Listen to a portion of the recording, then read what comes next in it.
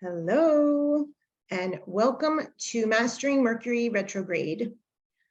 So before we start, I want to do an invocation to Hermes Trismegistus. So I'm just going to light some holy stick. And if everybody can just take a moment. Hermes Trismegistus is the father of alchemy, of the Hermetic teachings. That is the emphasis of a philosophy that we use at Hidden Truths, and the father of astrology as well. So I just want to do an invocation to bring him in, since it's in his name that we're having this course, so that any information that wants to come through or any questions that you guys have can be answered with the information as it comes in. Thank you, thank you, thank you. So tonight we're going to be talking about Mercury retrograde.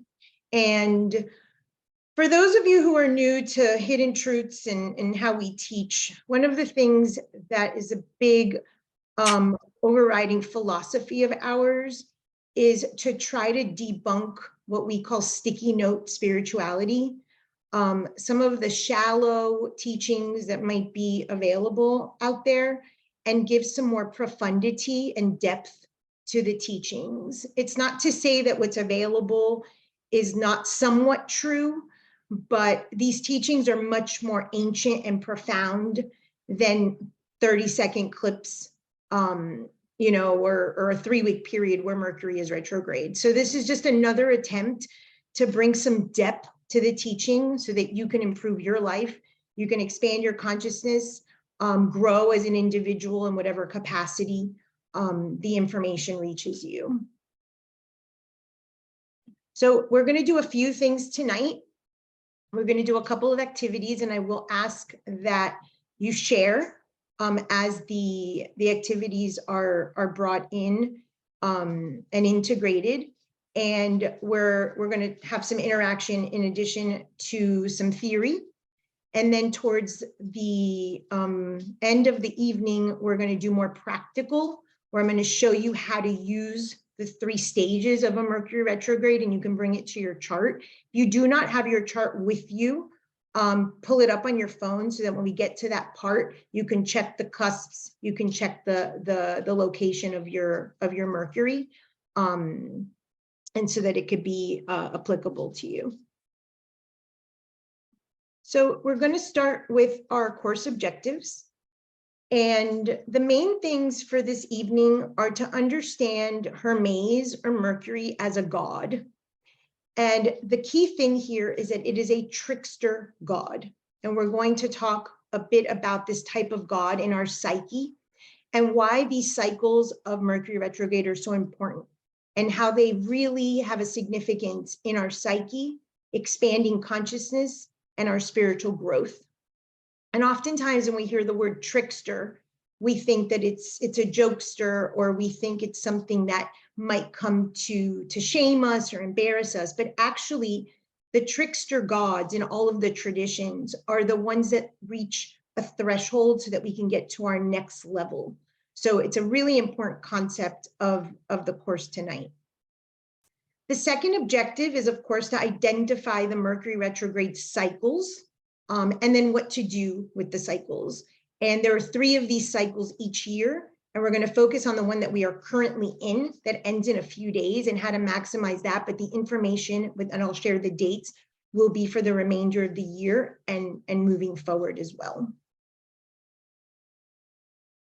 So with everything at HTC, we ground it in universal law. The universal laws that we use are those that are found in the Kabbalion. And the one for this evening primarily, and there's several laws for each course, but primarily is the principle of polarity. And the principle of polarity states that everything is dual, everything has poles, everything has its pair of opposites. Like and unlike are the same. Opposites are identical in nature, but different in degree. Extremes meet. All truths are but half-truths, and all paradoxes may be reconciled. And the reason that this is the law for the evening is about the concept of duality. Any trickster god that we encounter in spirituality, mythology, philosophy, the function of a trickster, the function of reaching points of a threshold are so that you can realize that your truth is not the truth, that there's even more space to expand consciousness, that there's something else that perhaps you're negating when you're so anchored in what you believe to be your pole or your truth or your reality. And so Mercury retrograde, by a function of being a trickster god, by being a function of being on the threshold and expanding consciousness, is really for us to start removing veils of how we show up in the world, certain of what we are, so that we have room for other things that we may not even encounter or believe exist within us, and get deeper within ourselves and truer to our truest nature, being more authentic to our truest nature. So I'd like to start with the mythology and the archetype. So who is Mercury as a god? And I evoked Hermes Trismegistus, and he was believed to be the father of alchemy, of astrology, of these hermetic arts and sciences. And his namesake, Hermes as a god and Mercury as a god in Roman and Greek mythology, represent the intellectual capacity, the consciousness capacity, the teaching capacity that the god has. However, it's also a god of transitions, because we're in a constant state of flux, as the law states, and we are constantly in a relational field with others, and that communication and that field and the consciousness that a relational field has really allows us to get deeper within and realize where we're stuck in our own ways and in our own belief systems, so that we can grow out of that and expand consciousness. So Mercury as a god was the son of Zeus, the king of Olympus. He was the younger brother of Apollo, and I'll show you on the chart the resemblance and the importance of that. And he had many, many functions. One of his main functions, but he was the only god that was allowed to go to the upper world and the lower world. And so there's a couple of things that situate us when we look at or we study Mercury. Is part of the trickster nature of this god is that we're constantly seeking something above or below, future or past, and it keeps us from being in the present moment. And so a lot of the Mercury retrograde cycles are to remind us to be in the here and the now and realize where we can grow currently in the field that we're in the communication issues that we may be having, in perhaps a trickery that we encounter during these cycles. They're all intended for us to come back to the present moment, to the current day, and stop sort of shifting from past and future, which is what the ego wants us to do. It keeps us away from our present moment. The other thing is that he is able to see expanded consciousness by going deeper into our own sort of low-level consciousness nature, and from there we can expand, as is the metaphor of going to the upper world. We go deeper inside, we remove veils, we look at some of our own low-level consciousness and our darkness, and then we can grow and expand consciousness. So there's something about movement in the story where we have Hermes or Mercury in our chart, and hence the law of polarity. It's a constant motion. A belief that we are stuck, a belief that we are stagnant is not accurate. And so this is a reminder of this archetype and this myth that we're constantly in motion. Sometimes it's going back to gain momentum to go forward, but we're constantly in an ebb and flow with the current of this archetype that allows us to break out of low-level consciousness, remove veils, and overcome low-level consciousness to reach higher thresholds. Any questions? Okay.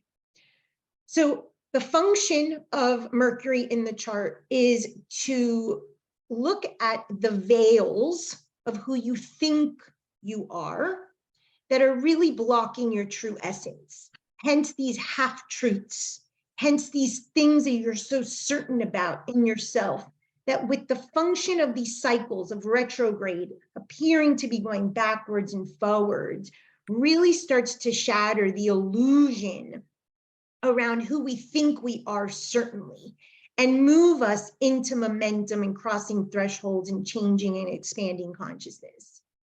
And one of the questions is, who do you dare to be? And so I marked here in everyone's chart, you have Mercury, which is the purple over here, next to the sun. And this is the way that every single person's chart will have Mercury next to the sun. The sun is Apollo, the brother of Mercury.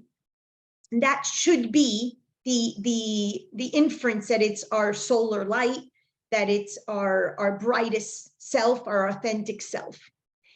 And the Mercury are the veils that we wear to not show the world the truth of who we are. And so one of the invitations of Mercury with each of these retrograde cycles is to start removing these veils so we can get to the truer, more authentic nature of who we are. And removing the veils of who we're not only pretending to be, maybe unconsciously, but because it's safe, because it's socially acceptable. And this idea of going to the upper world and the lower world, which is the motion of Mercury as a god, keeps us from our present moment. And so as we encounter these retrograde cycles, we're invited to really remove veils of illusion that block our truest essence. And at the same time, once we reach that expanded consciousness about ourselves, that we move on to our next threshold, for the next level of growth. So I want to share a song with you. It's a sad song, and most of you probably know it. I'm just going to stop the recording because when I upload it, it won't let me, it'll be blocked. All right, it's lovely. It's such a beautiful song. So what stood out, or what did anyone feel when you heard that song? And why would that be related to Mercury retrograde? What's evoked? Self-growth. I'm sorry? Self-growth. Self-growth? Okay, what Yeah. part of the song triggered? Most of the song, but in regards to how she mentions how even children get older, meaning your innocence goes away eventually. And that's an interesting point you bring up, because Mercury is what's known as the pure eternus, which is the eternal child. And it's a part of us that wants to stay very young, very youthful, very immature. And what I put on the slide here was, well, I've been afraid of changing because I've built my life around you. And even though this song was written about her father, the reason I bring it here is because we've built our life around a thought about ourselves, a veil about ourselves, and we're stuck to that. And we think that that's what we are. And we hold on to that as if it's cemented in stone. And the entire song is about movement, whether it's the landslide, whether it's turning around, whether it's looking up. And that is a promise that we have until our last breath, is movement and momentum. And as long as there is movement, we are in a state of growth, because growth isn't linear. It's circular, it's spiral. And that's one of the main things that when I think of a landslide is like one of those moments of threshold where perhaps things shatter and we think that it's over, and it's just different. And it's an opportunity to get out of a very solidified or certain thinking of a veil that we wear and how we present ourselves. Anyone else? Anything else get evoked when you hear that song? I got a lot. I actually have this on vinyl. So I grew grew up with this song. I really liked it. And it was funny. It's been a song throughout my childhood, and I knew it was about her father. And then I heard, there is no other. And, I was like, crap. So this actually took on a whole new meaning, and there was a little sadness because I thought, oh, wow, I didn't listen well to the lyrics. I think I was attached to the emotion that I got of like sharing this song with my family. So the fact that this song is about a veil, or that you talk about veils, took this to a couple of different places. One, I didn't listen to the lyrics as intently as I did now, so it took on a new meaning. So it's like, wow, there's that veil. And then I thought about the seasons of life, and how very apparent that is, and that is representative in the landslide, like seeing your reflection and what you think you see, and that dissolving of it in the landslide, and kind of like how we kind of start over and over again with the same stuff. Does that make, I don't know if that Absolutely. makes sense, but yeah, that was, there was a little sadness and also sweetness in it. So yeah. Thank you. And I think it's important to really hone in on the beauty of each of the stages.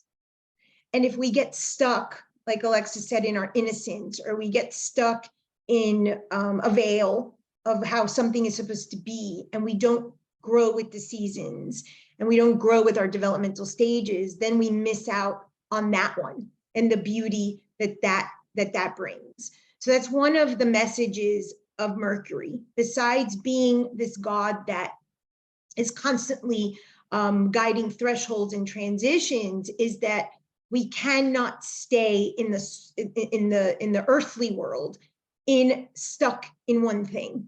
The movement requires growth. The thresholds, the landslides, the seasons of life require us to grow and enjoy what that next season has to offer. So it's linked not only to that law of polarity, but also the law of rhythm, where things are just in constant motion. So again, this idea that retrograde, and we're going to talk about what that means, is something stuck.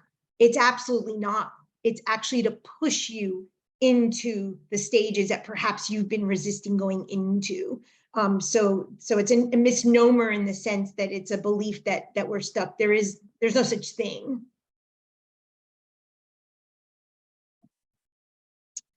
So what Mercury retrograde is not. Sticky note spirituality here for a moment. Okay, so it's not a time to blame on your computer issues, arguing with others, attacking others for poor communication or organizational skills. And it's definitely not a time to be one-sided. Now, do these things happen at a low level consciousness? Do our computers break? Do papers get lost? Is it not the best time to make the sign on a loan of a house? Yes, those things are truth, because Mercury does rule paperwork and contracts and communication. But we're really looking at it from a more holistic and global perspective. And the reason that I emphasize here arguing with others or attacking an other for poor communication is what Suzanne said earlier. There is no other. So I'm going to stop a moment and explain a little bit something about astrology. Mercury rules the third house in astrology. The third house in astrology is a house of communication. It's ruled by air, so there's logic, communication, movement, speaking, siblings, relationships. And it's also known as what is called a cadent house. A cadent house is where everything is supposed to kind of fall apart, so that in the next house, which is the fourth house, which is cardinal, a new structure can begin.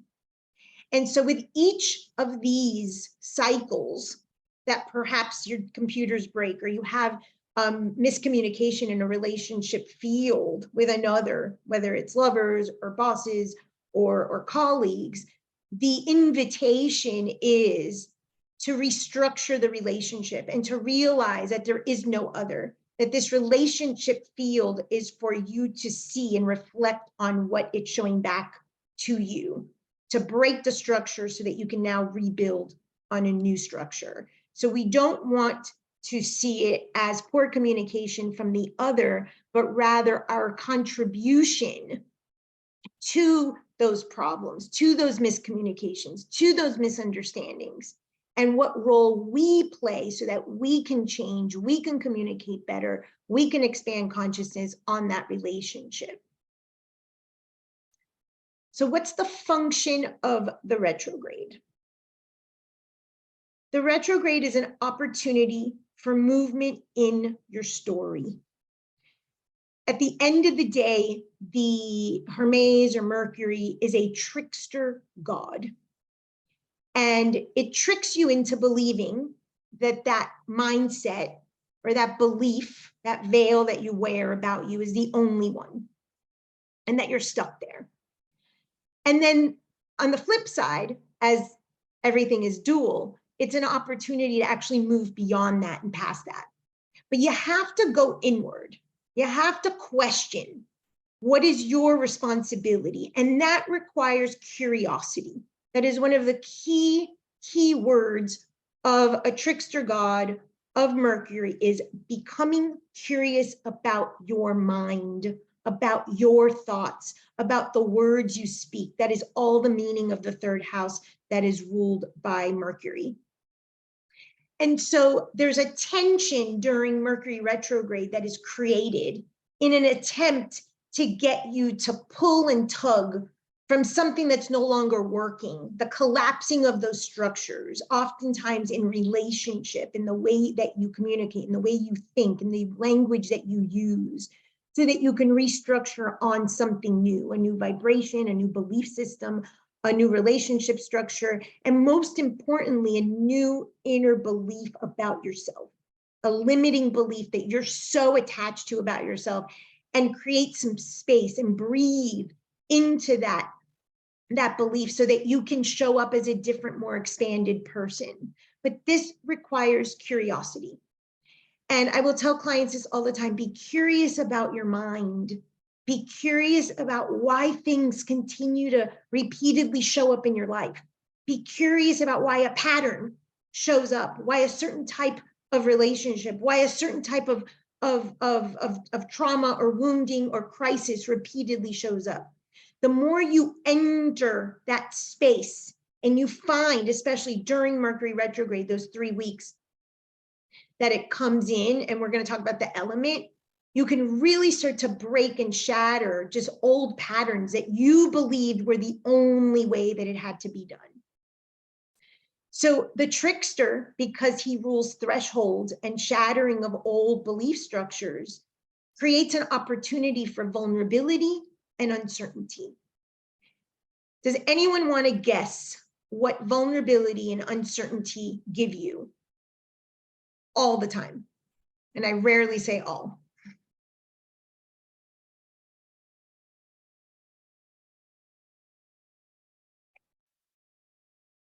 What do they give Truth, you? honesty,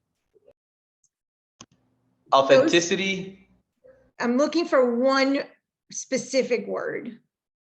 When you are vulnerable and when you are uncertain, you gain connection. And trickster gods are connection gods. The third house in astrology, ruled by Mercury, is a connection house. And so unless we're going to be vulnerable and become uncertain about these truths that we, hold dear to be the only way, then we risk losing connection. So Mercury retrograde is not about tension in communication. It's not tension in relationships. It's not about old lovers coming back and computers breaking. It's about an opportunity to become vulnerable and uncertain about thoughts about yourself and others that you deemed truth upon truth upon truth. And that guarantees, which is what Mercury is, a connector god. It connects you back to yourself, and in turn, it connects you to others. And now your relationship and your relational field grows and grows and grows. And you start to realize there is no other. We are all one. So tricksters rule what we know as liminal spaces, where there's nothing really certain. Is it dark? Is it light? Imagine like when the sun is setting. It's still daytime, it's dark. The edge of the ocean, is it dry sand? Is it wet? Those spaces of uncertainty. Any time in your life, like in the song, that you are at a space of a season changing, of a landslide, of some moment, of some movement, that is your greatest chance for growth, for changing, expanding your consciousness. We see this as bad or harsh or something is taken, but it's the removal of that that allows for more expanded awareness and consciousness. And so these liminal spaces, these trickster gods that are in mythology oftentimes viewed as cunning and scary, are actually there to mark the pace of our spiritual path. And when tricksters appear, guaranteed that on the other side is your next level of growth. And that tends to be where we retract, tends to be where like, oh, I'm not certain. I don't know this land. I don't know this foundation. I don't know this person. I don't even know this type of wounding. Let me retreat back. So tricksters are particularly on our road, on our spiritual path, repeatedly to let us know, jump, this threshold on the other side, there's something bigger and better for you. But we rarely do it. In the cosmos, we get 3 Mercury retrogrades a year. They're by element, and we're going to talk about the one that we're currently in that ends in a few days momentarily. So I have here a quote by Marie. So 3 times a year? 3 times a year. Yeah, I'm going to give you the dates in a moment. Okay. The trickster god is there from the beginning. So you can say that from the beginning of consciousness, if there is that yes towards consciousness, there is also the no, the tendency toward undoing and creating a counter position. When you find yourself saying no, when you find yourself pulling away from something because it's uncertain, because it's vulnerable, because you don't know it, because you don't have a foundation, because it's something new, go for it. There is a yes on the other side. That is the law of polarity. That tension that is created in us is clearly marked by the trickster when it's time to take the next leap so that we can expand on consciousness. And we usually do not have any clue what to expect, how to navigate it, what the rules are, and that is the invitation of the trickster. And they're noted on many steps on our spiritual journey. And the cosmos give us 3 major cycles a year for us to take that jump. And we'll talk about those momentarily. So the retrograde is a time to slow down and be present, really pay attention, and you'll see by element what to be aware of. A time for curiosity. Why are these situations happening? What is there for me to learn and relate to if there is a conflict or a communication breakdown? It's a time to work on the perception of your dual nature. Dual nature is good, bad, right, wrong, evil, or devil and angel or good. This polarity that you are one of those poles and not the other.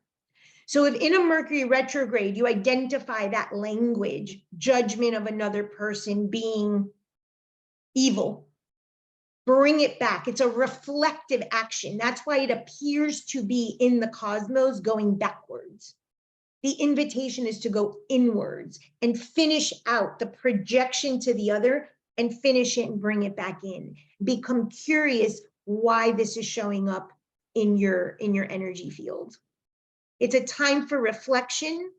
It's a time to close cycles because the invitation is to jump. The invitation is to see something differently in yourself, which will then in turn change the world.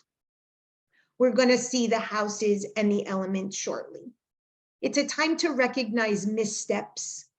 Vulnerability, curiosity, connectedness also means I was wrong, saying I'm sorry, recognizing, even if you don't reach out to the other person, if there is another person involved, which oftentimes is what happens. We hear a lot in media that ex-lovers and whatnot come back, at least recognizing our role and responsibility in the deterioration of that relationship and getting out of the one-sidedness. It's a time to remove the veils of delusion. Most of our veils about ourselves are linked to one polarity. I'm good, they're bad. I'm in the right, they're in the wrong. I'm a victim, they're a narcissist. That's the language. When the other exists and they're almost confrontationally against you, if you were standing against the other person, immediately you're in a delusional state. Immediately you're in a duality. Immediately that is the opportunity for growth to bridge closer to that projection that you've put onto the other person. And therefore, it's a time of empowerment. Any questions so far? So let's talk about the anatomy of a retrograde. So the retrograde, if you see the planetary movement, it appears as if it's going backwards. So one of the things that Apollo and Mercury, I mentioned earlier, they were older and younger brother, is that within minutes of Mercury being born, he saw Apollo had a bunch of cows. And he immediately went into trickster mode and stole the cows and sold them off. So you start to see this archetype of maneuvering, of trickster, of merchant, of sales, of thresholds. It's part and parcel of the archetype of the myth and of his nature. And so one of the key things in the story is that he jumps out of his crib, minutes old, and he walks backwards because he's tricking anybody who comes that he couldn't have stolen the cows because the footsteps were in the opposite direction. So these myths obviously align with planetary movement. And it appears to us that the planet is going backwards. And so this is where we have the reflective act. What was my responsibility? Where could I have been delusional or not vulnerable in a particular situation? So that the expanded consciousness begins internally, like he goes down to the underworld and then goes to the upper world, and we can enhance and expand our consciousness. So this movement of the planet itself allows for 3 times a year for us to engage in this reflective action. Part of this is so that we can slow down. And what we want to look at, and today we'll mark this particular 2023, start thinking about 8 years ago. Every time there is a Mercury retrograde, the cycles that you're reflecting back on, even though they've repeated, they began 8 years ago. Because every Mercury retrograde lasts 2 years in an element, and there's 4 elements. So there's your 8 years. So we are now in the earth element, and we'll look at that momentarily and what that means. So 8 years ago, what was that? We were in an earth element as well. And now from what started back then, we're closing those cycles now.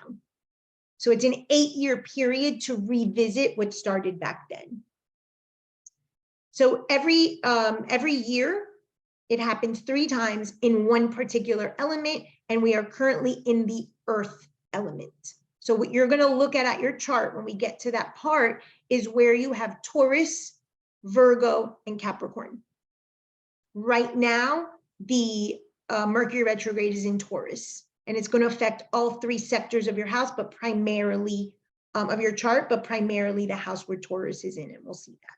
So start thinking about, if you have your chart with you, start looking at the house that's ruled by Taurus and start thinking about 8 years ago, what perhaps began in that section of your life. And I'll tell you the specific themes.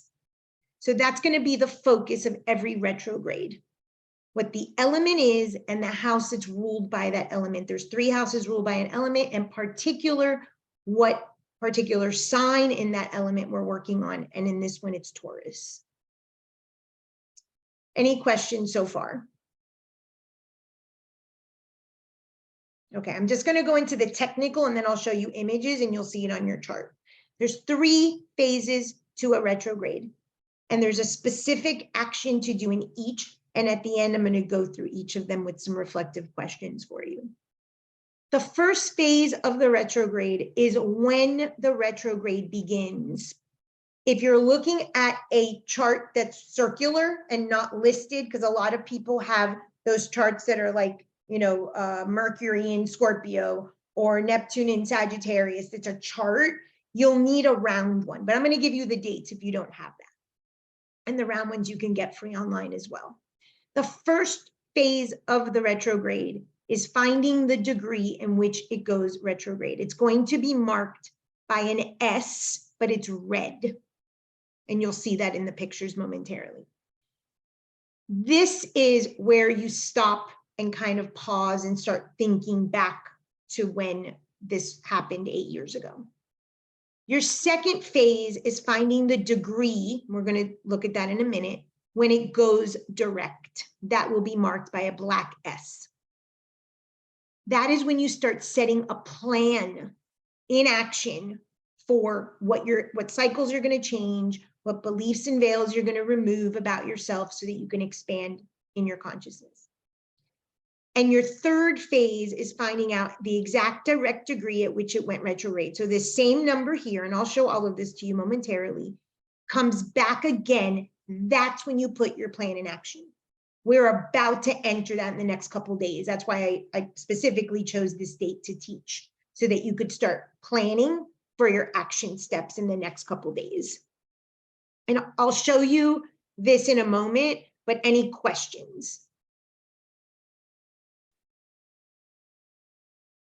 Okay, so the first thing that the retrograde does is it happens in one element for 2 years. So between 2022 and 2023, it's only in the earth element. That is all we're going to work on.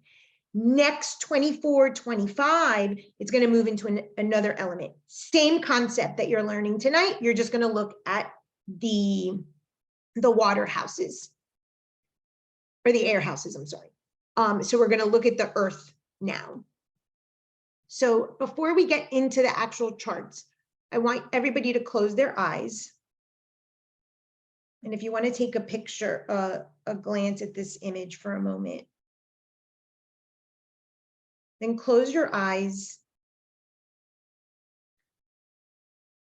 and take a deep breath and really connect to your feet.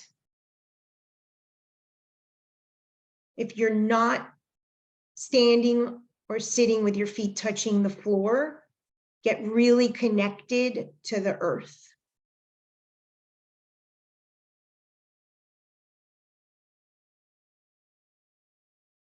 So I want you to imagine being barefoot on the earth. And the earth that you're standing on is very, very dry. It's very hard. And it's very stubborn. And really connect to the dryness of the earth and your feet and how solid it feels.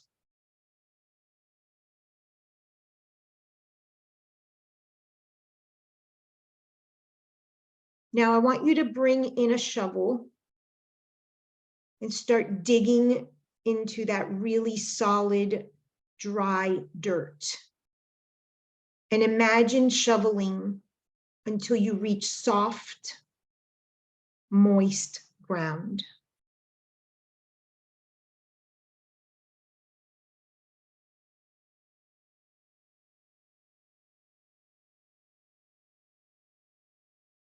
Now, once you can see, smell, and feel the moist ground, step into it. And feel how cold and moist the ground is. It may not be as stable, but it's supporting you nonetheless.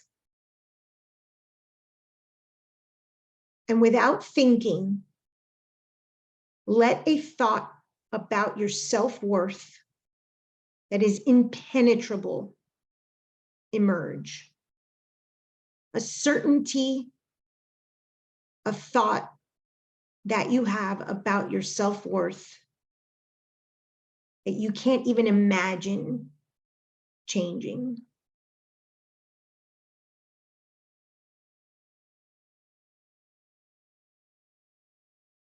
And as you step into this moist ground,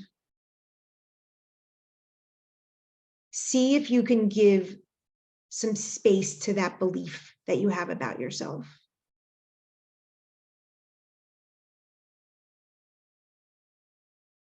And expand consciousness around that self-worth thought, that veil that you believe as truth, perhaps what makes you hide from others and lack connection so that no one finds out. And like the ground, let it get moist and more supple as you expand consciousness around that self-worth thought.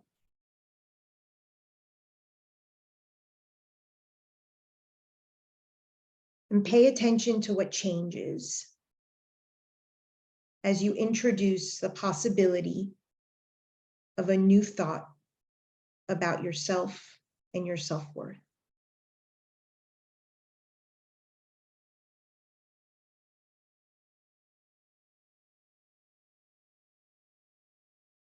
And take a deep breath. Make sure you're back fully in your body. And when you're ready, you can open your eyes.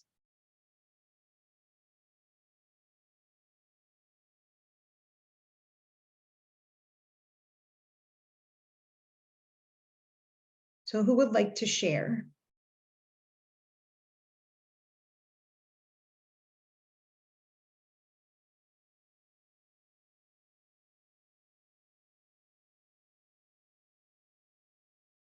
You don't have to specifically say what your low self-worth thought was, but if you want to share what you felt in your body, or if touching the moist ground allowed for expansion.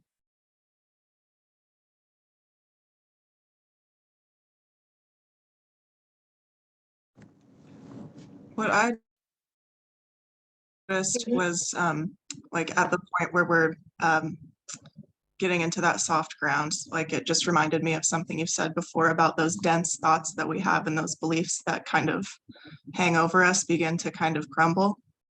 It becomes softer, there's more space to move it around, it's a little bit more squishy. It doesn't have to be reality. And the beautiful idea of the moist ground and that it's softer and has more space is that it's still supporting you, right? It doesn't have to be this dry, stubborn earth that feels so safe and secure. We can still move around in an area that perhaps doesn't feel as safe and secure, but it still has some solid ground beneath us. And we can try it on for size. That's the beauty of the retrograde, is that we can try something on for size. If we don't like it, we can always go back. But it's the opportunity of finding a ground that's different, that gives a little bit more. Thank you. Anyone else?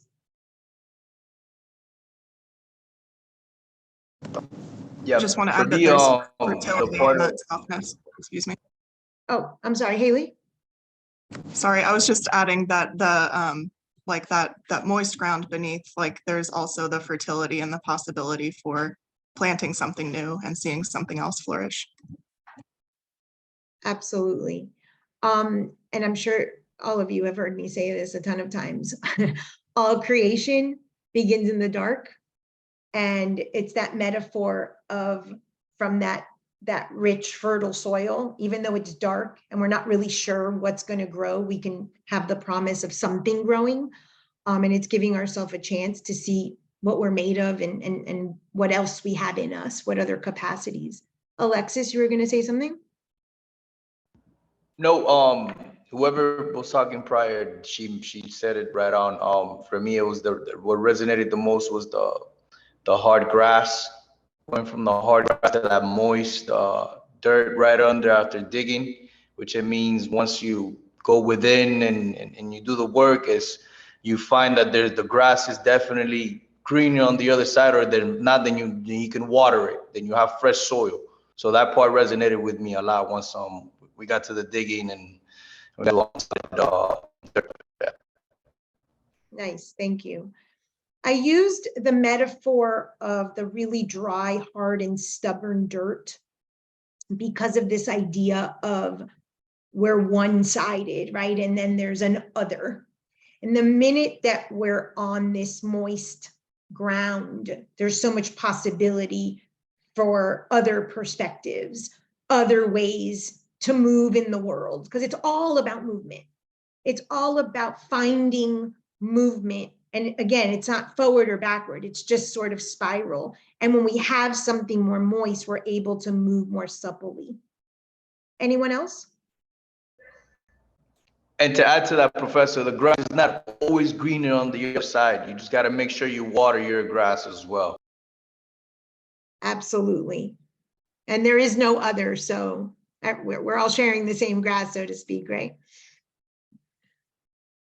So elements, there are 4 elements. We are currently in the earth element of our Mercury retrograde, and the retrograde is in 1 element for 2 years. So this is the focal point of the retrograde.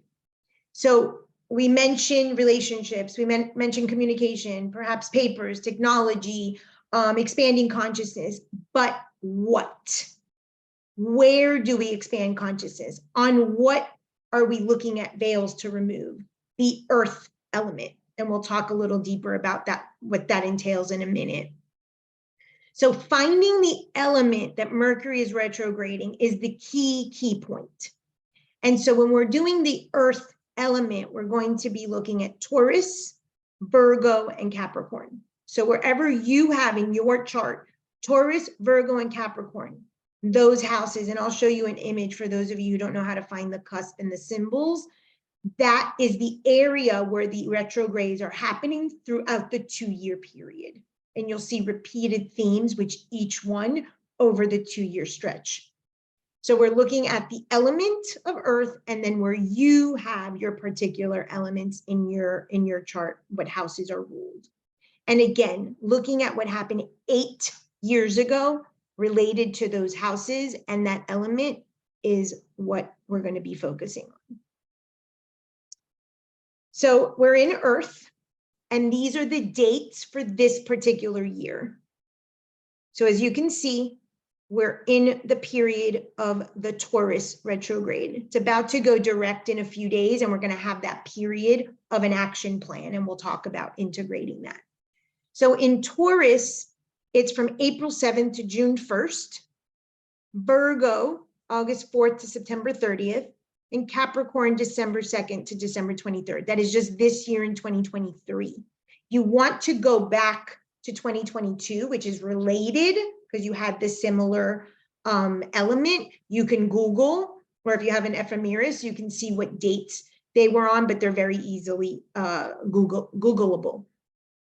So Taurus, even though you may not have Mercury in Taurus, even though you may not have Taurus in your second house, it does not matter.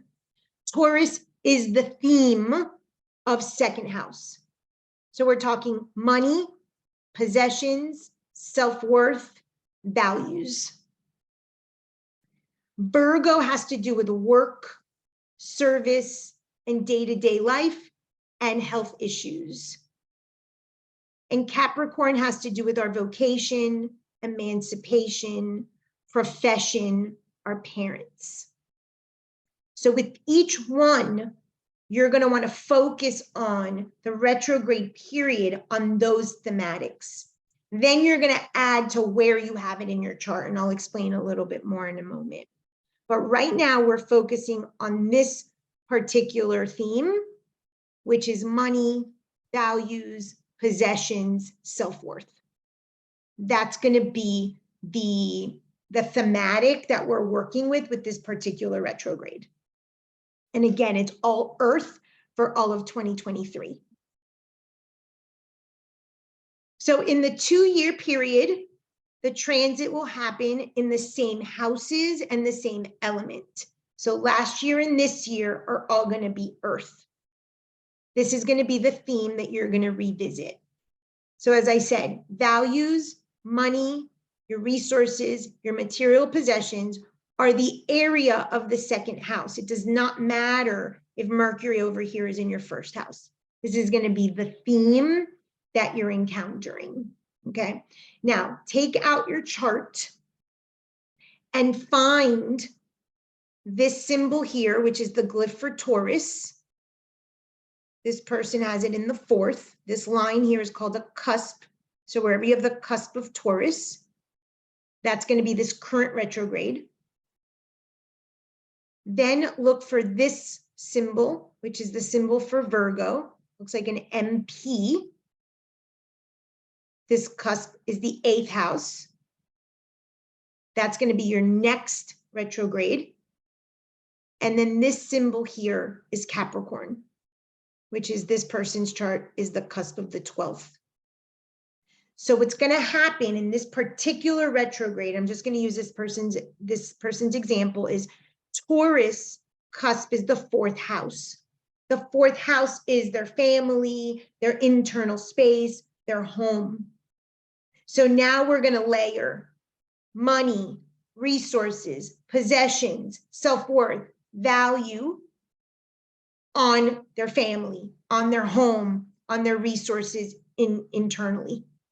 And that's how we layer the relationship. And for anybody who has questions, when we get there, this is my program. You can get Solar Fire online, or you can get, that's like a full-blown program, or you can get Astro Gold on Android or iPhone for about $30, $40. It's a good investment if you want to get really good at astrology. It's worth the app investment. It's like $30, $40, Astro Gold. And it's 90% of the functionality of what's here. You do not have to invest anything. These charts are free online. So just for those of you who don't want to invest. So what you're going to do is you're going to find the cusp where Taurus is, which is where you are now, this little symbol. That line is called a cusp. And the meaning of that house layered with values, money, resources, and material possessions. That's for everybody, because all Taurus themes are about those themes. It doesn't matter where you have it. Those are going to be the themes of this current retrograde.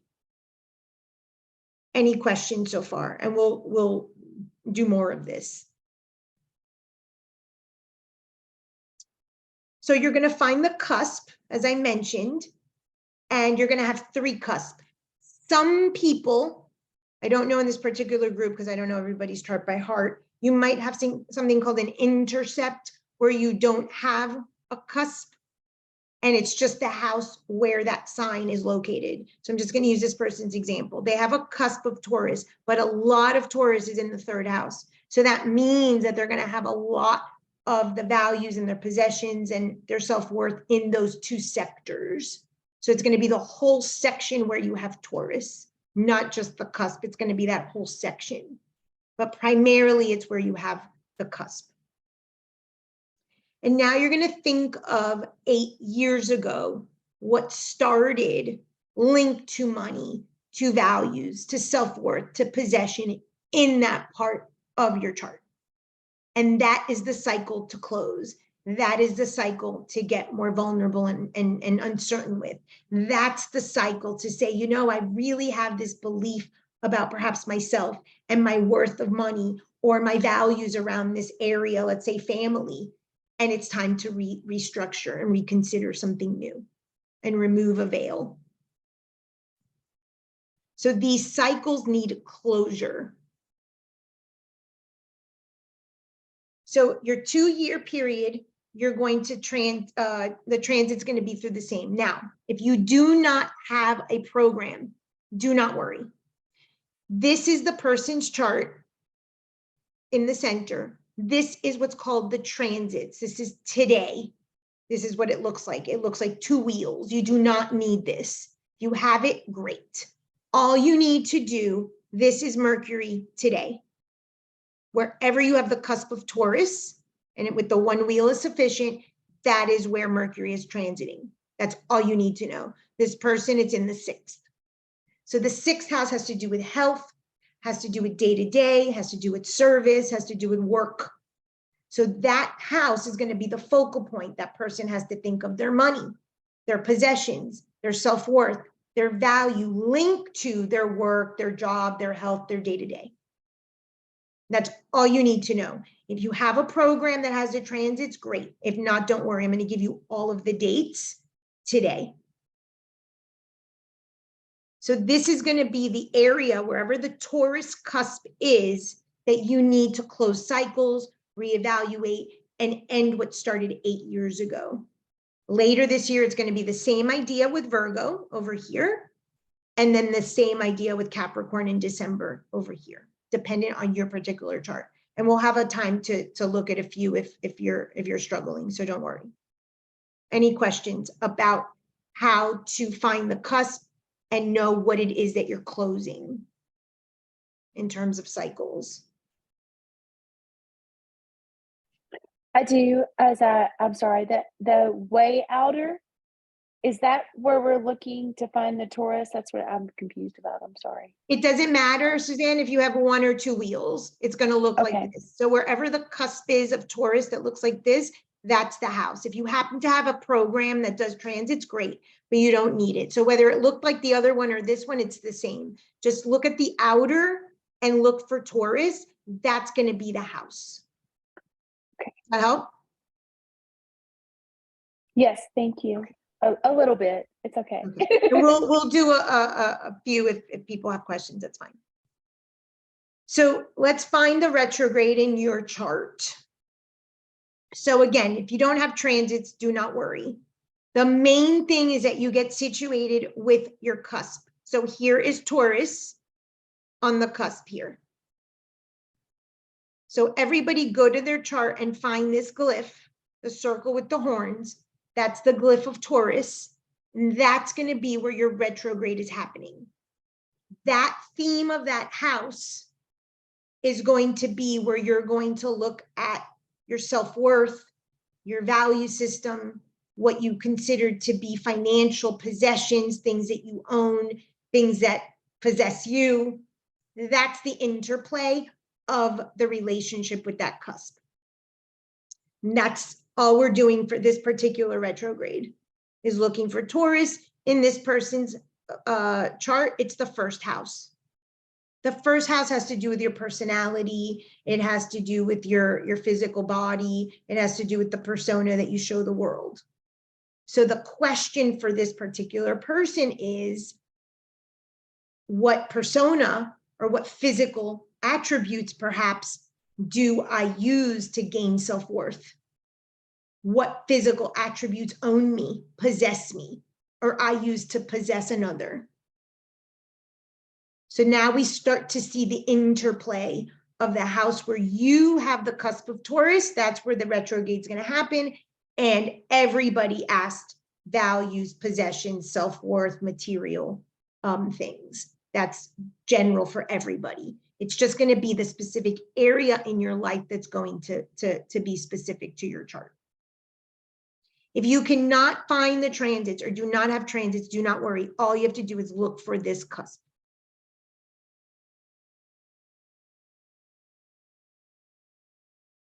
So now we get into the anatomy of the retrograde. This is going to be for everybody, so do not worry. I'm giving you the dates, okay?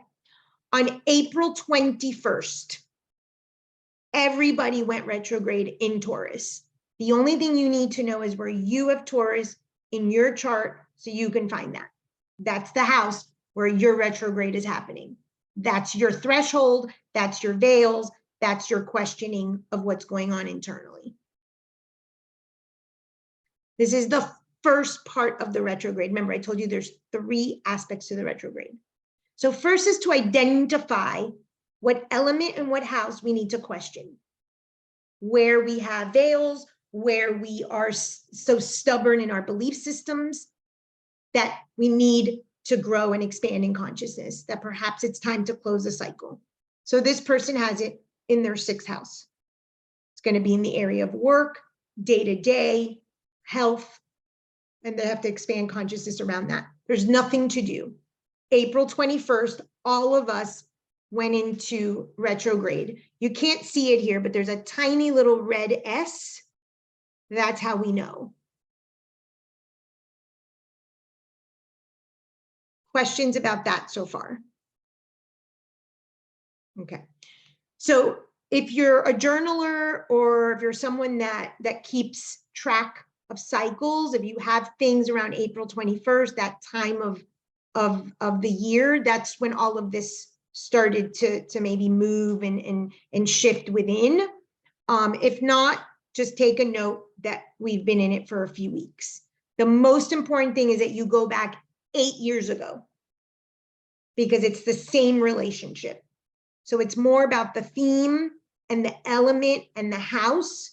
That's the work to look inward with. So the 3 phases. So the first one I just told you, every single one of us on April 21st had Taurus at 15 degrees. All you have to do is look for the cusp, and that's where your retrograde was happening.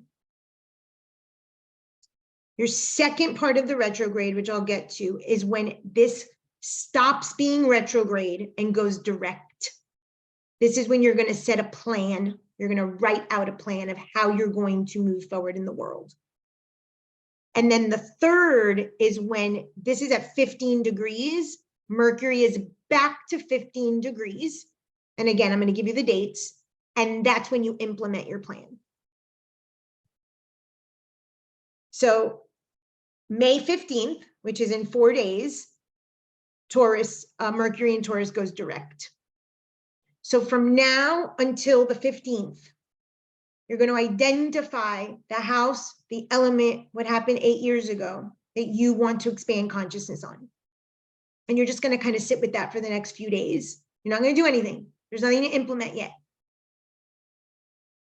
And you're going to start making a plan of action of how you're going to be more expanded in consciousness, more vulnerable, more connected, seeing another side of the story, seeing that there is no other, how you can release perhaps a veil that you're very attached to, a truth that you think to be your own in that particular house, about your self-worth, about perhaps financial status, perhaps about what you value.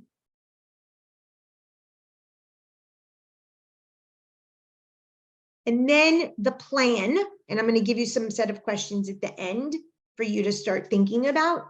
You're going to implement the plan on May 31st. That is when Mercury goes to 5 degrees Taurus, which is where the retrograde started. Now it's direct at the same degree. Now we cross the threshold. The old structures begin to die, to crumble. We expand consciousness around this area and we put it into play. And we have 8 years for that to come into fruition. This is not overnight. These changes take a while for us to adapt, especially when it's the earth element. Because the earth is the densest element. So if you're going to change your self-worth perception, that's going to take some time. If you're going to change your relationship to money, to perhaps your image in your body, those are very slow changes. So the element in which the retrograde is in is also going to tell us how quickly, if you will, we can implement change and see consistency in our behaviors. The earth is going to be the slowest one. So be patient with yourself. We're going to have time to go back and forth, back and forth.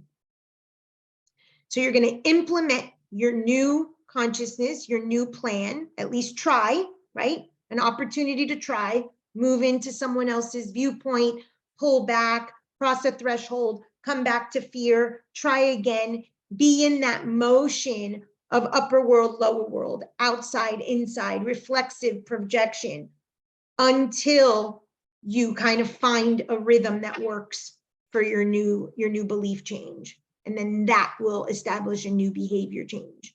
So the plan is not going to be implemented until the 31st.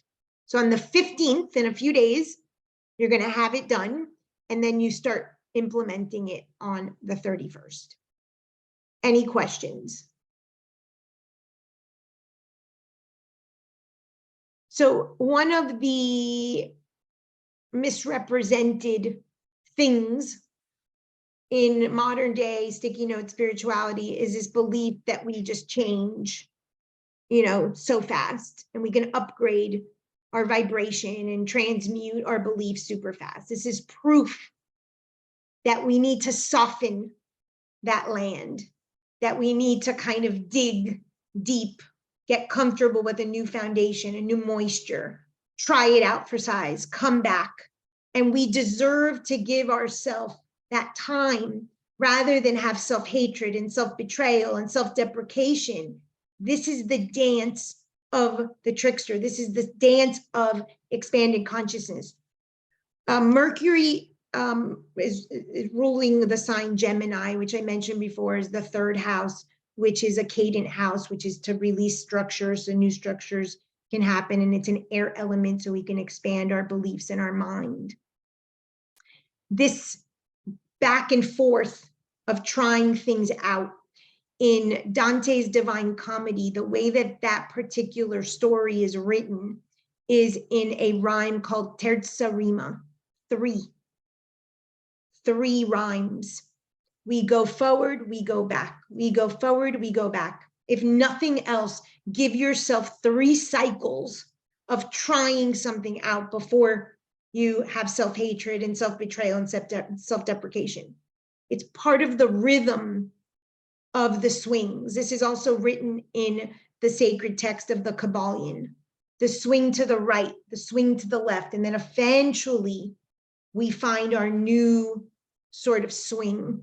So give yourself some time, especially when it's an earth element in these belief changes. They're not going to happen overnight. That's why we use the dates and the time frame that Mercury affords us, so that we can try new things on for size. And you might have expected to change this much and you change this, but you're in movement. Again, you're never static. You're never stuck. There's always a movement.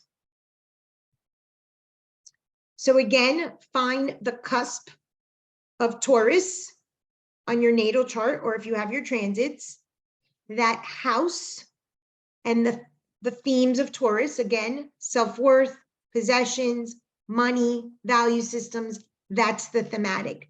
That's going to be the theme of the entire year.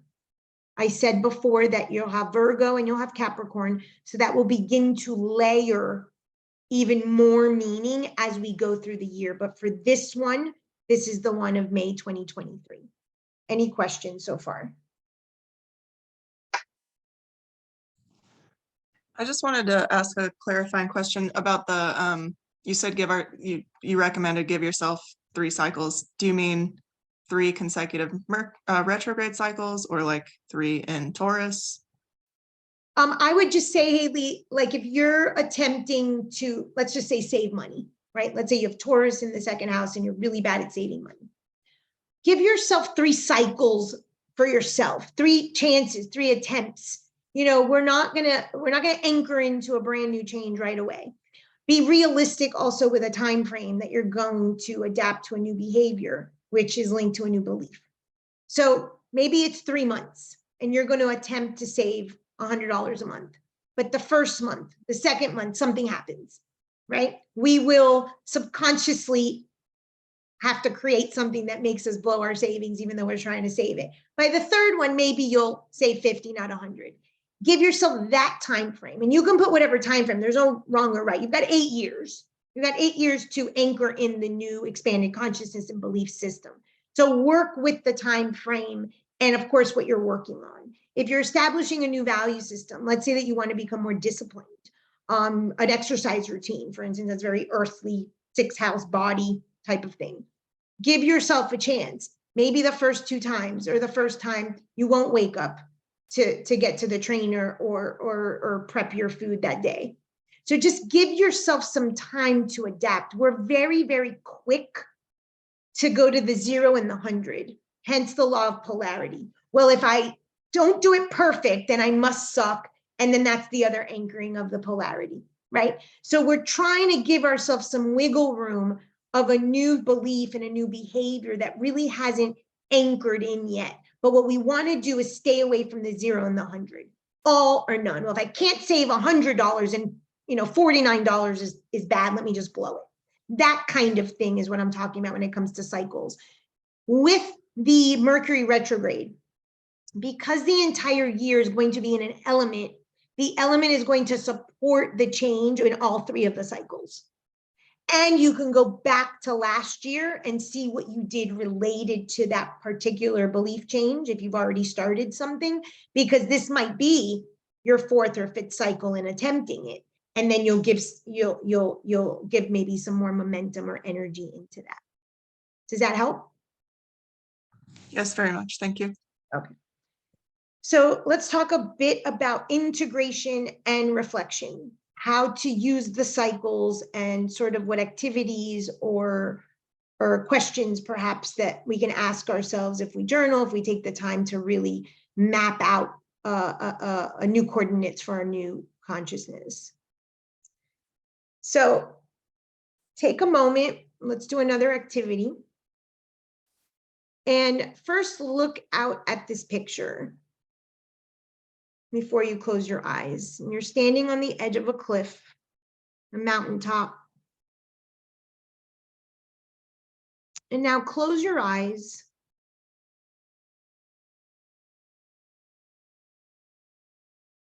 And let the god Mercury come up to you. Mercury has winged sandals.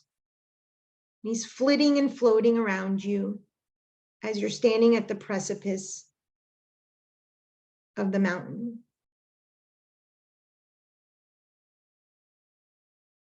And he extends his hand out to you. And in his hand is a backpack. And it's filled with riches. All the riches you can imagine.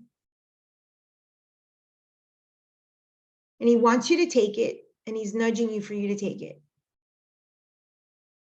But before you can take it, you must release a current belief that you have about your lack of self-worth.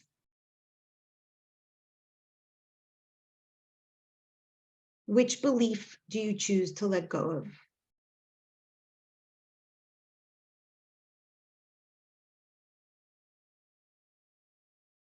Hand it to him and take the backpack.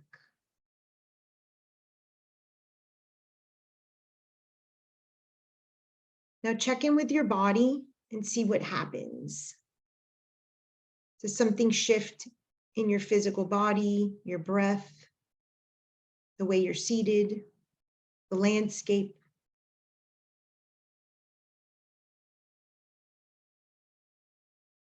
And what did you let go of?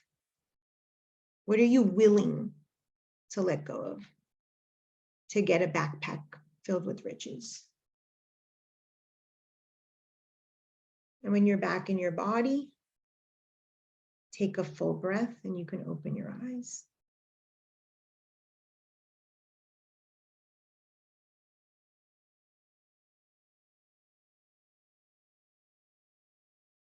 So you don't have to share what belief you let go of. But what I'd like to know was it hard?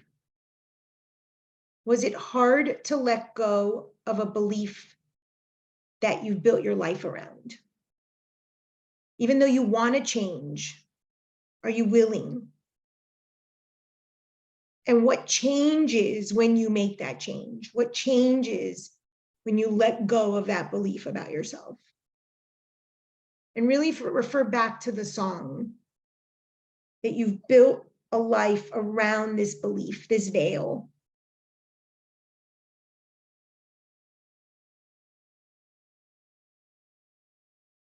Who would like to share? And again, you don't have to say the thought, just Did you find it easy? Were you excited? Were you nervous? Were you anxious? Did you say hell no?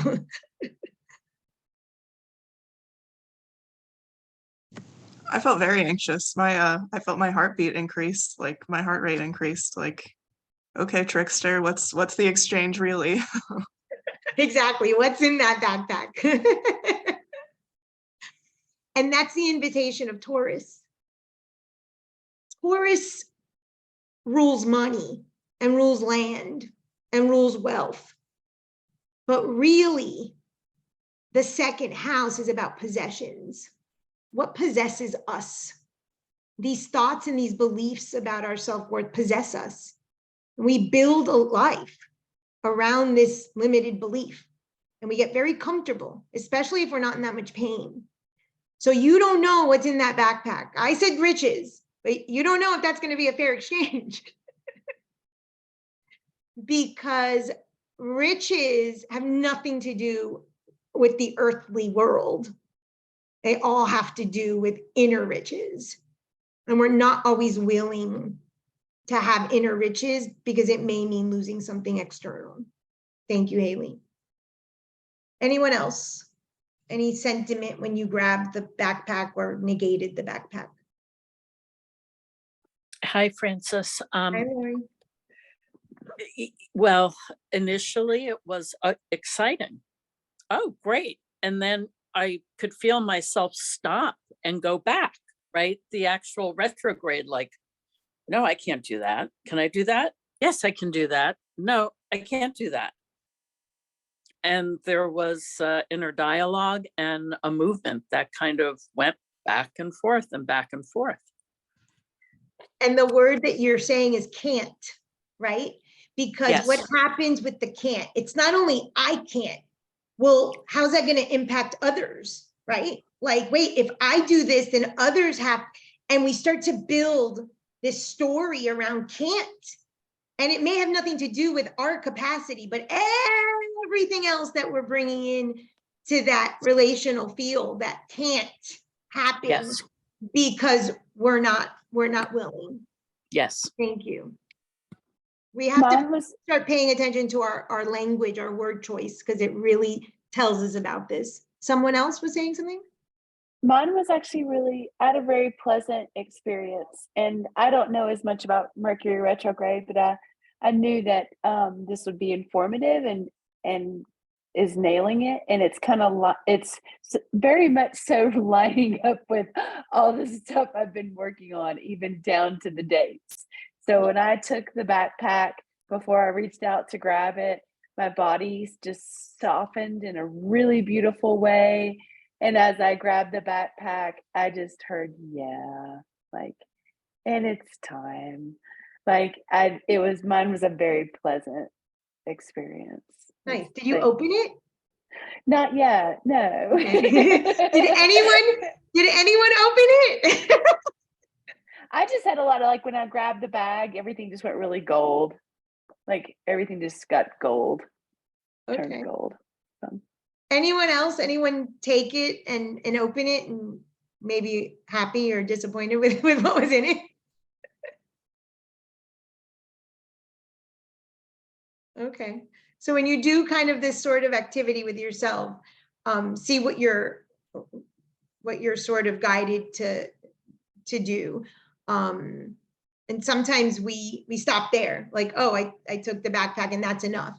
And sometimes we're like, oh, wait, let's see what I find in there. One last piece.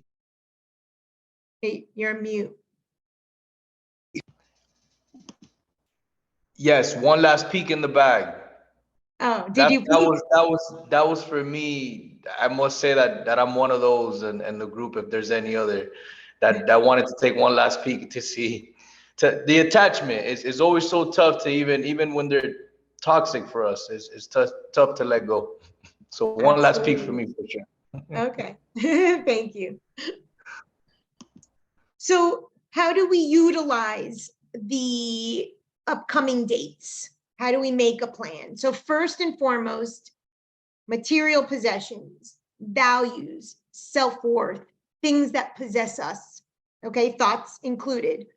In the earth element, The earth element, depending of course on your house, that you have Taurus, money, our health, our body, our things, our possessions. That's what we're looking at. We're looking at things that are physical in nature, that are tangible. Okay. And now we create a plan of action of how to move forward. The first thing is that limiting belief. What dry, stubborn ground have you been standing on about yourself that you say absolutes, can't, can, must, always, never? That language is going to directly put you in an opposition, in the polarity. And how much closer can you get, even if it's just a little nudge? You know, if you're at 100 to 99, if you're at a 0 to 1, what step to that moisture, uncertainty, vulnerability, connectivity to another, maybe just shifting how someone else experiences it, can you get? So really identifying the limiting belief that you have bought into and built your life around. And we all have. For those of you who know me, I work a lot with yes and, right? Yes, we have low self-worth. Yes, we have limiting beliefs. We are in a limiting body. But what else? Yes, I have low self-worth, and yes, I feel worthless, but. And could you expand on that and or that but or that or to start giving yourself some breathing room, specifically in the earth element and the house where you've got the cusp of Taurus. So sitting with the limiting beliefs, not doing anything. Right now, we still have a little bit to just kind of sit with those beliefs. Where did they come from? What do you gain when you buy into them? What don't you have to do when you buy into them? Who meets your needs? Who serves you? Do you get to stay angry or another emotional state if you have this belief? Somewhere, somehow it is serving you. It possesses you. Then start, when it's starting to go direct on the 15th, and you're not going to implement till the 31st, but on the 15th, start to write out a plan of how to update the belief system around the house and the element, which is the earth element and in Taurus. And then on the 31st, implement. And you've got 8 years. Give yourself the time. Make a plan of action. Start small. And then you can build with each of the other retrogrades that are going to support the earth element for you to shift in all of those areas of your life. And really start to set a plan of action around your new belief system. And starting small is crucial, because we don't make these big leaps and bounds. And again, give yourself that momentum that you're going to go forward, you're going to go back, you might sidestep, you might slip. It's just a dance. It's a momentum that you keep moving, and really trying to stay away from the self-betrayal and the self-hatred, because it's the self-betrayal and the self-hatred that really anchor in the limiting belief to support, oh, this is all I'm worth. This is all I can do. And the invitation and the promise of Mercury retrograde is that we can all expand consciousness. That the relational field of the third house, that cadent house, that's all about relationship and communication, that we can all get along, that we can all see it from another's perspective. Even if that is not what we end up doing, we can understand that others' beliefs have a space and can afford something to us for our own momentum and growth. Any questions? And then I'll take a look if you have questions about your specific cusp or particular chart.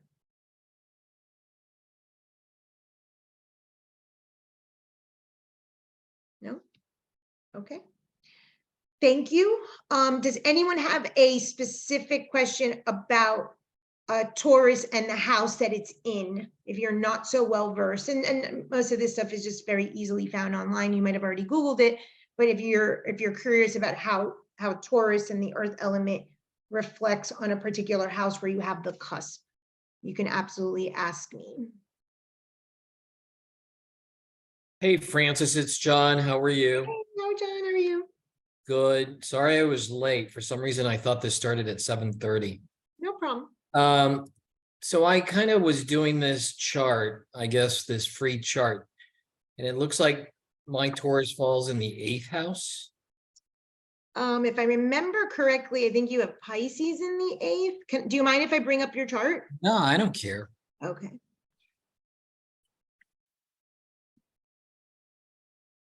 I don't have everybody's chart memorized in my head. But there's Come certain on, aspects of Francis. people's I charts thought you that I would know. remember there. Okay, 8th house. Yeah, 8th house is Pisces, as I remembered. Okay, your Taurus is here. You see this little symbol? It's the Yep. cusp of the 10th. So it's going to be emancipation, parents, vocation, profession. That's going to be the space. So for instance, maybe your professional identity possesses you. Maybe the wealth that you make through your profession is what needs to be expanded upon. There's a limiting belief perhaps around that.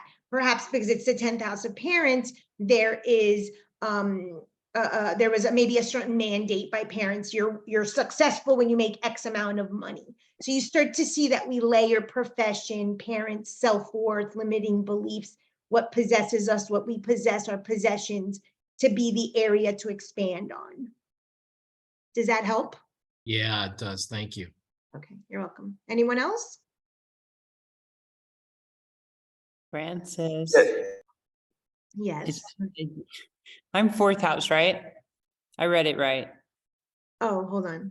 You must know.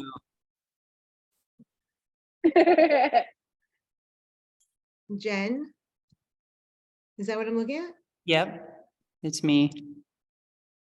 Okay.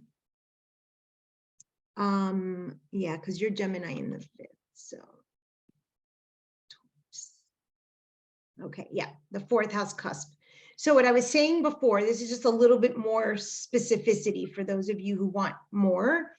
Jen's cusp in Taurus is on the 4th, but you see there's a little chunk of her Taurus that's in the 3rd.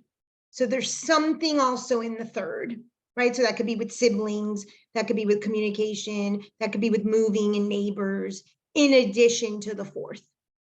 So if the Taurus spans, and depending on where you live, you might have a larger section, then there's a few more houses that might be involved. Most people have one house, maybe a little section, but for the most part, the domain is going to be the 4th house.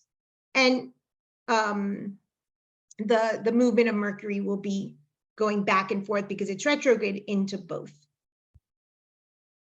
I want to point out something about the one that's coming for Virgo and the one that's coming for Capricorn. Virgo is here. You would do the same exact thing. You would look for the cusp in Virgo and you would look for the cusp in Capricorn.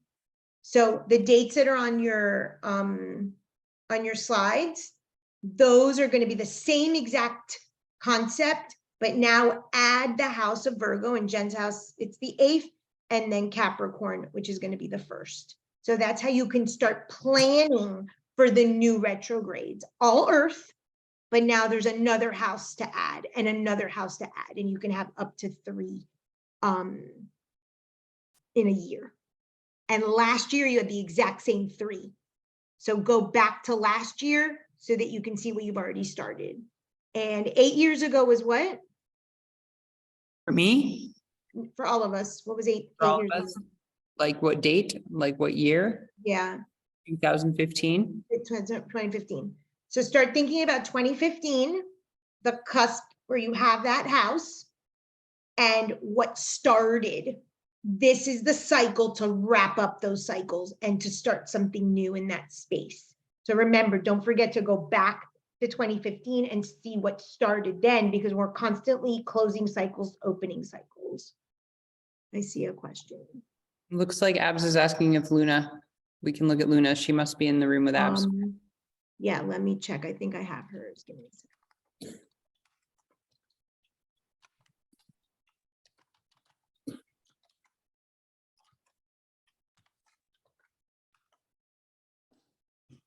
Okay, so the cusp is on the 5th. The cusps can be very, very faint. So just look for the little line, and it's going to be the 5th house. And most of yours is in the 5th house.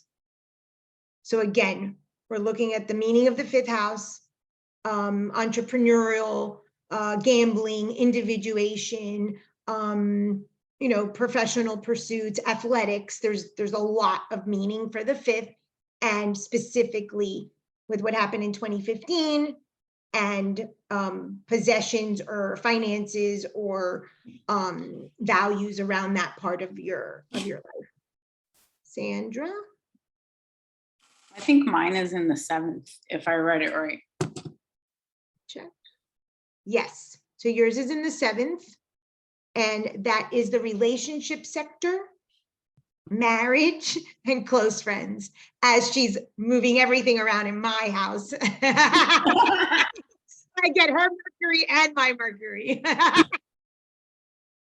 So the 7th house of friends and lovers and marriage and close friends. Any other questions? I see some hands. Hold on. So what does the planet have to do with it? Like it says Taurus, I think it says Mars, and then the 7th house. Michelle, I don't know if I have your, give me a second, Sandy. I don't know if I have yours. Let me check, and if not, just type in your details here a second. I might, but I don't remember if I saved it from your reading. And give me a second, Suzanne. So let me answer Sandra's question. That's a little bit more advanced. If you have a planet, as Sandra does, in Taurus, in the house where Taurus is, that's going to be an added layer to the meaning of that Mercury. Okay, those are called transits. And so, and then there's a even larger scope, which are aspects. So that's when you have just deeper knowledge, or you know, you expand upon this. This is it's basic in the sense that it's plenty to work on, right? Limiting beliefs are not easy to restructure. But if now you're looking at aspects because Mercury and Mars are together, that has a meaning. And there are other aspects in the chart, and then that would just grow in significance of the Mercury. So it's a great question. It's just a little bit more advanced. So let me see if I have Michelle's. Thank you. You're welcome. Okay. Michelle, Michelle. 2 L's. Oh, okay. Maybe I have it saved.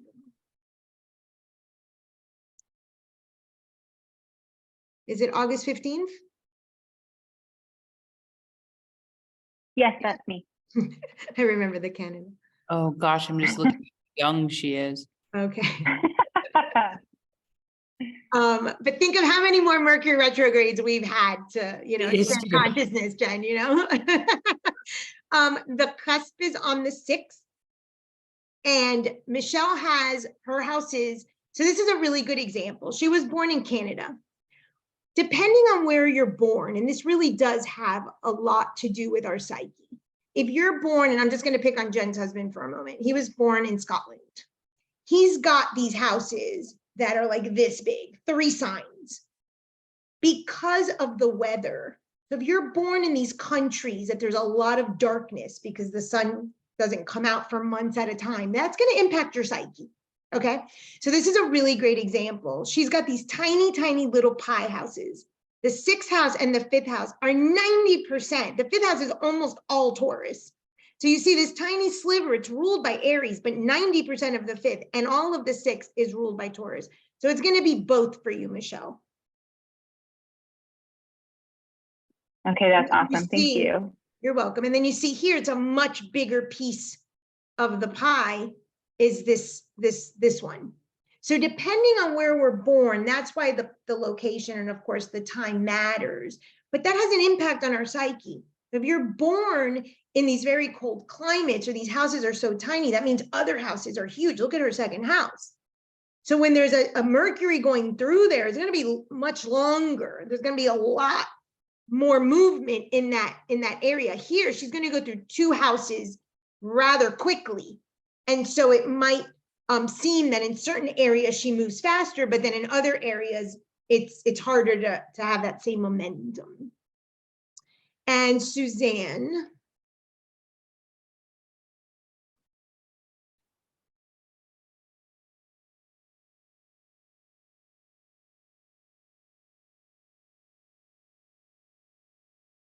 Okay, Suzanne, your ascendant is in Taurus, so we're talking about the first house.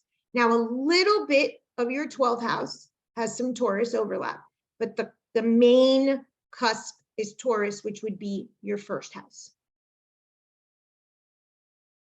Thank you. Thank you. You're welcome. Any other questions? Alexis here, Professor. I believe mine is on the 8th house, but just to confirm. Sure. Let's. And I think my cusp is in pushing to the 9th house on, I think it's Gemini or Pisces. And it was 11:57 p.m. Yes, ma'am. Havana, Cuba. Yes. No, I'm an ascending Virgo, Midhaven and Gemini, Scorpio moon. Okay, so your Taurus, I think, is in Taurus. the Okay, so this is a really good 8th house. example where all of the 8th and then a little bit of the 7th, I mean, a little bit of the 9th has some Taurus, but the majority of the 8th house, even though the cusp is in the 9th. So the majority of the retrograde is going to happen in the 8th house, because look at how much of the Taurus takes up the 8th. But Yeah. the retrograde itself, the cusp is the 9th. So it's going to be both, but you're going to have more of an impact in the 8th than the 9th in this particular one. So that's where you see And the idiosyncrasies of each person's chart. Okay, and then that sign that follows right next to the Taurus with the 2 is that Gemini? This, yes, it's Gemini. That one? But the cusp is Taurus, but most of the 8th is really Taurus. This Okay. is mainly the 9th house, even though it's ruled by Taurus. And I said, find the cusp, because that's where you want to be. Now Yes. you see that most of it is in the 8th and a little bit in the 9th. So that's where you start to see your particular chart and why certain things might be in 2 overlapping areas when you're talking about consciousness. Yeah, I can see it now. Yeah, yes, ma'am. Thank you. Any other questions? Okay. Then I will stop the recording. I just want to close up and again, just thank Hermes. If we can just all close our eyes for a moment.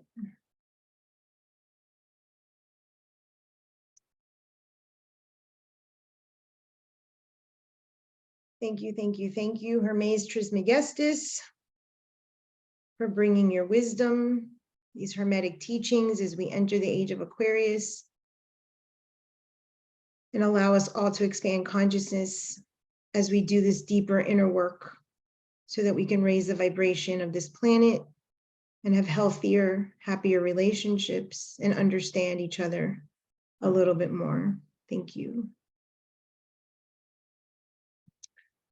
Okay, thank you. I will send out the recording this evening. And if any questions come up, please do not hesitate to just shoot me an email. And Thanks, Francis. You look great. Thanks, John. Thank you. Good night, Professor.